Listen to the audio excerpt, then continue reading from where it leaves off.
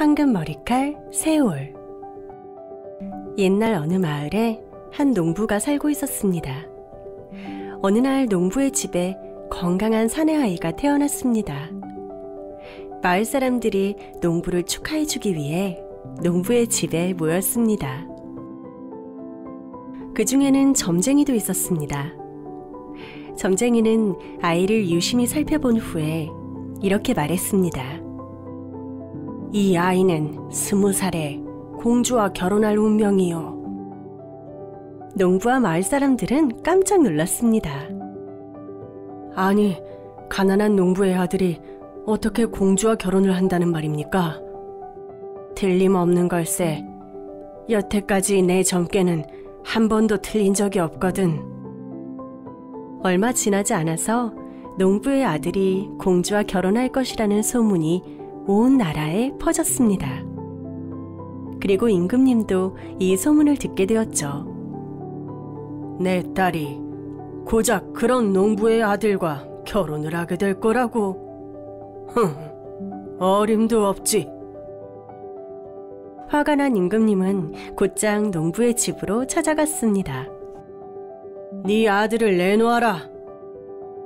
농부는 깜짝 놀랐습니다. 하지만 임금님의 명령이라 어쩔 수 없이 갓난아기인 아들을 내줄 수밖에 없었습니다. 임금님은 금화 몇 잎을 농부에게 던져주고 아기를 데리고 가버렸습니다. 농부는 울고 있는 아내를 달랬습니다. 너무 걱정 말아요, 여보. 우리 아들은 행운을 타고났으니 어디에 있든 별일 없이 잘 자랄 거예요.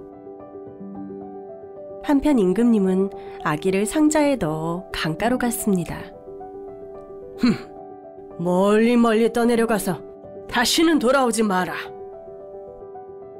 그리고는 아기가 든 상자를 강물에 던져버렸습니다.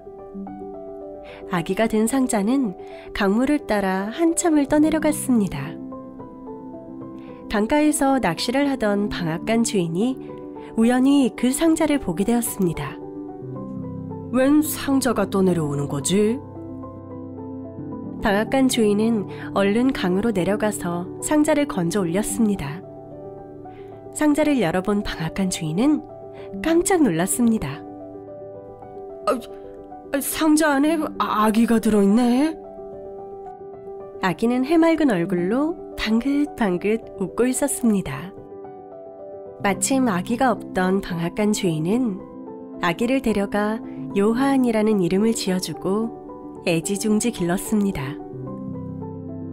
요한이 자라 20살이 되던 해였습니다. 어느 날 사냥을 나갔던 임금님은 갑작스럽게 내리는 비를 피해 방앗간으로 들어가게 되었습니다. 그곳은 요한이 살고 있는 방앗간이었습니다. 예의 바르고 친절한 요한을 본 임금님은 훌륭한 아들을 둔 방앗간 주인을 칭찬했습니다. 자네 좋은 아들을 두었구먼. 참으로 훌륭한 청년이야. 그러자 기분이 좋아진 방앗간 주인은 임금님에게 요한을 기르게 된 사정을 이야기했습니다. 저도 요한을 아들로 두어 무척 행복합니다. 사실 요한은 상자에 담겨 강물에 떠내려온 아이랍니다. 마침 아이가 없던 제가 요한을 만나게 된 것은 정말 큰 행운이었습니다. 임금님은 요한이 자신이 강해버린 농부의 아이라는 것을 알았습니다. 기분이 나빠진 임금님은 요한을 죽여버려야겠다고 생각했습니다. 임금님은 요한을 불러냈습니다. 내가 급히 왕비에게 전할 말이 있으니 이 편지를 들고 지금 당장 왕비에게 다녀오너라. 아무것도 모르는 요한은 임금님이 준 편지를 가지고 궁전으로 향했습니다. 그런데 요한은 숲속에서 폭우를 만나 그만 길을 잃고 말았습니다. 한참 동안 숲속을 헤매던 요한은 자그마한 오두막 한 채를 발견했습니다. 저 계세요? 아무도 안 계신가요? 요한이 문을 두드렸지만 오두막에는 아무도 없었습니다. 춥고 피곤했던 요한은 실내를 무릅쓰고 문을 열고 들어가 침대에 그만 풀썩 드러누워 잠이 들고 말았습니다. 뒤늦게 돌아온 오두막집 주인은 침대에 누운 요한을 보고 깜짝 놀랐습니다. 하지만 곧 마음 착한 주인은 피곤해 보이는 요한의 모습에 동정심을 느꼈습니다. 아유, 이 폭우 속에 길을 잃었나 보군. 얼마나 힘들었을까. 담요라도 좀 덮어줘야겠다. 요한에게 담요를 덮어주려던 주인은 요한의 바지 주머니에서 불쑥 튀어나와 있는 임금님의 편지를 보게 되었습니다. 호기심을 느낀 주인은 살짝 편지를 꺼내 살펴보았습니다. 아니, 이게 뭐야? 이 편지를 보는 대로 이 청년을 죽이라고? 편지에 적힌 내용에 깜짝 놀란 주인은 편지를 고쳐 썼습니다. 그리고는 잘 접어 원래대로 요한의 주머니에 넣어주었습니다. 푹 자고 일어난 요한은 친절한 주인에게 감사의 인사를 전하고 다시 궁전으로 향했습니다. 임금님의 편지를 받아든 왕비는 요한을 찬찬히 살펴보았습니다. 이 청년을 공주와 결혼시키라고? 찬찬히 살펴보니 과연 우리 공주와 결혼을 시켜도 좋을 만큼 훌륭한 청년이군. 여봐라, 이 청년과 공주의 결혼식을 준비하도록 하여라. 이리하여 요한은 공주와 결혼을 하게 되었습니다. 뒤늦게 임금님이 궁전에 도착했을 때는 이미 결혼식이 끝난 후였습니다. 화가 난 임금님은 펄펄 뛰며 요한에게 이렇게 말했습니다. 네가 악마의 머리카락 세올을 가져오지 않는다면 나는 이 결혼식을 인정할 수 없다. 알겠습니다, 임금님. 그리하여 요한은 악마의 머리카락을 얻기 위해 여행을 시작했습니다.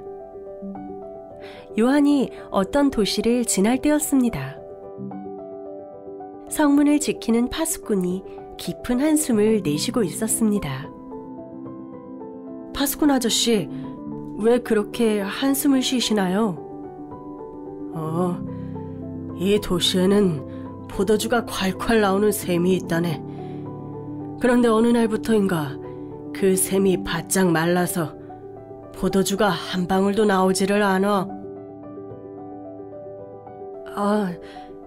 제가 지금 악마를 찾으러 가는 길인데요. 만나게 된다면 그 이유를 물어봐 드리겠습니다.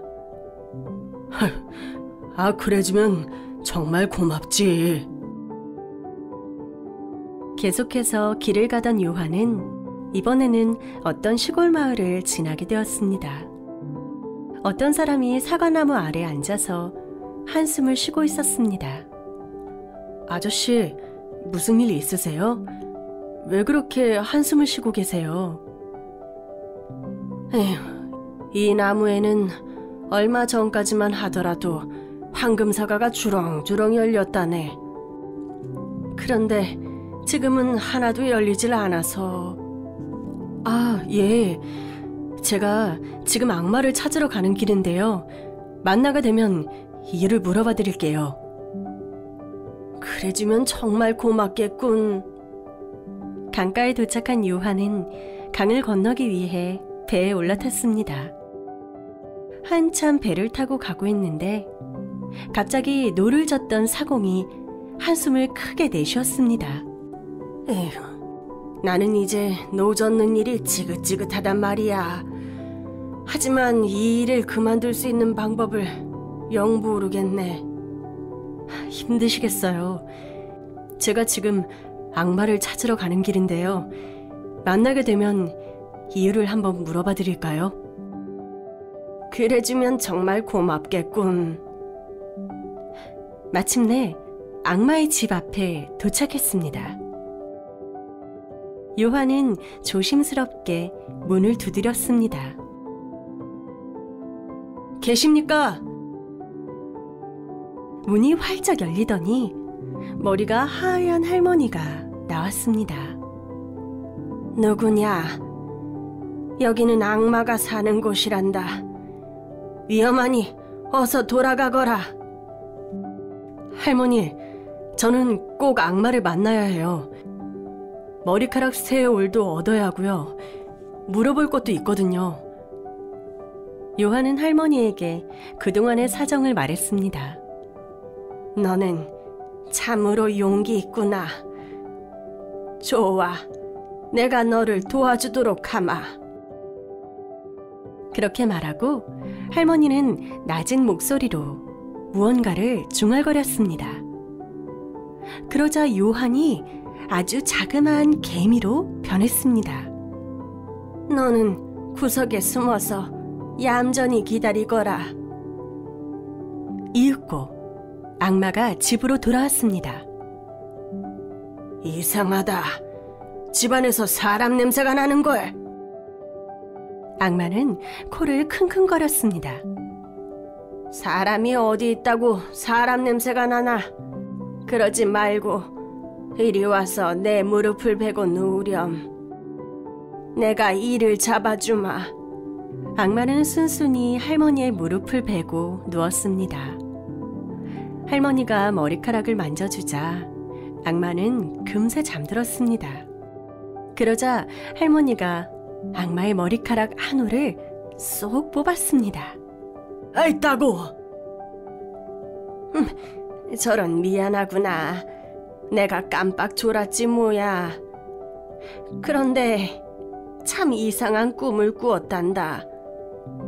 저 건너 도시에 포도주 샘이 말랐다고 사람들이 난리더구나. 악마는 별일 아니라는 듯이 말하고 다시 잠들었습니다.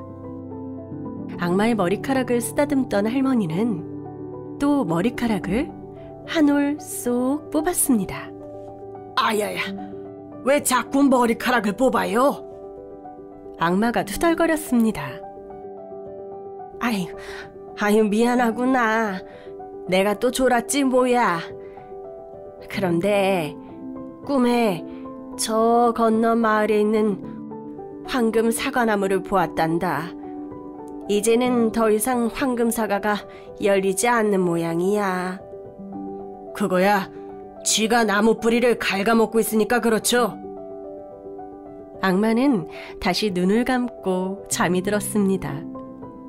그러자 잠시 후에 할머니가 또 한 올의 머리카락을 뽑았습니다.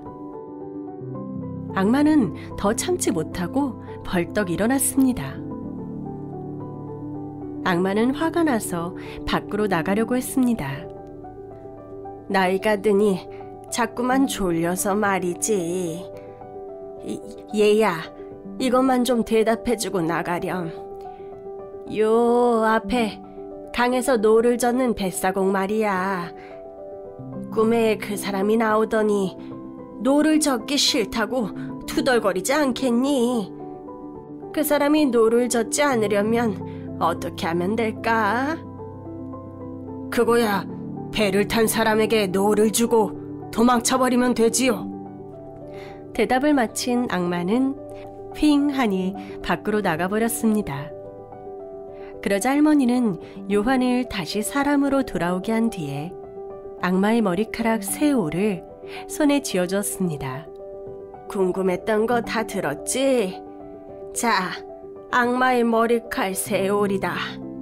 그리고 이 금화는 여기까지 찾아온 용감한 너에게 주는 상이란다.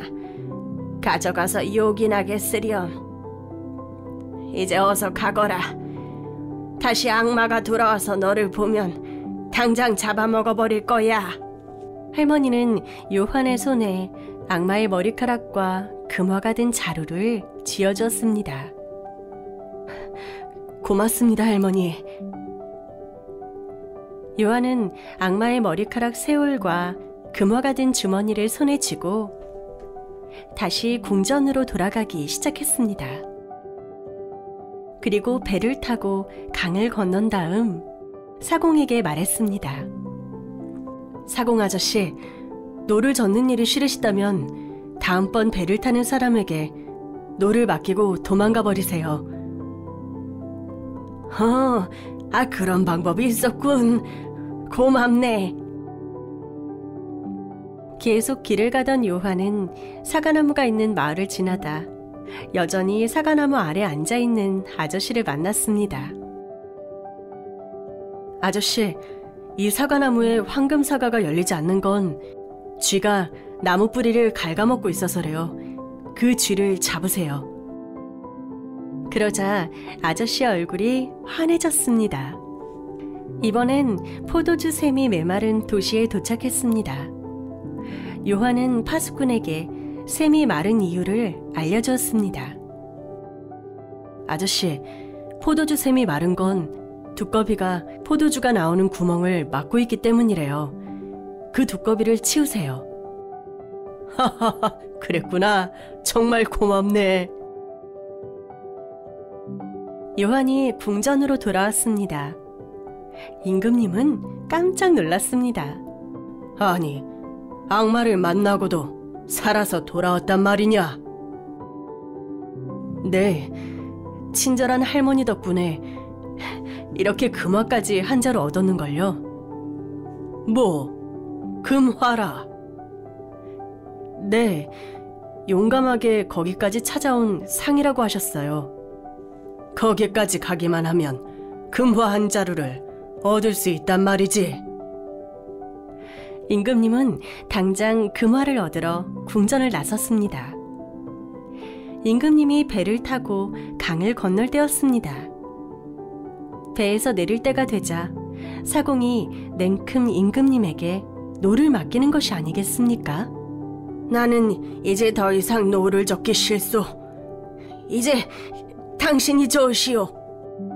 사공은 이렇게 말하고서 얼른 배에서 내려 멀리 달아나 버렸습니다. 임금님은 꼼짝없이 사공 대신 배에서 노를 저어야 했습니다. 그러는 사이 온 나라 안에 악마는 사람을 잡아먹는다는 무서운 소문이 가득 퍼졌습니다. 겁이 난 사람들은 아무도 강을 건너 악마를 만나러 가지 않았습니다. 그래서 임금님은 아무데도 가지 못하고 한동안 노를 저어야만 했습니다. 그리고 공주와 결혼한 요한은 지혜와 용기를 인정받아 공주와 행복하게 살았답니다.